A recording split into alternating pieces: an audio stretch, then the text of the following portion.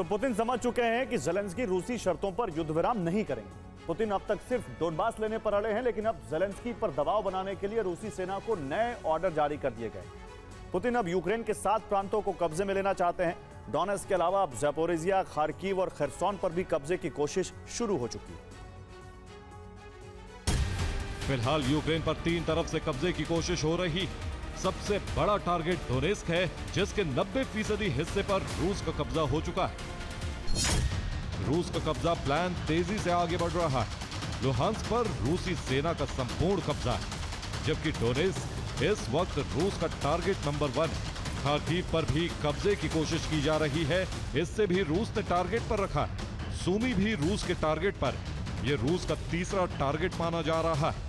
ऊपर चेरनीहिव तक रूसी सेना कब्जे की कोशिश में, लेकिन यूक्रेनी सेना के प्रमुख का दावा है कि ज़ैपोरिजिया भी अब रूस का टारगेट बन चुका है, इसलिए यहां बैलिस्टिक मिसाइलों से हमले की शुरुआत हो गई।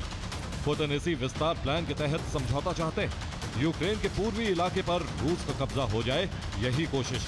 इस तरह से यूक्रेन का बॉर्डर रूस की सीमा से बहुत दूर भी हो जाएगा। अब रूस इस पूरे इलाके पर कब्जे की कोशिश में। ज़ैपोरिजिया में भी डोनबास फॉर्मूला लागू। रूसी सेना को कई ग्रुप में बांट दिया गया। रूसी सेना छोटे छोटे इलाकों को खाली करा रही। पहला मोर्चा खार्किव है, जहां जमीन और हवा से हमले किए जा रहे हैं। रूस का मकसद संपूर्ण खार्किव पर कब्जा करना है। दूसरा मोर्चा ज़ैपोरिजिया में खोला गया। यहां रूसी सेना पहले से मौजूद है, उसे और मजबूत किया जा रहा। तीसरा मोर्चा काला सागर के किनारे ओडेसा का, इसकी जिम्मेदारी नेवी को दी गई।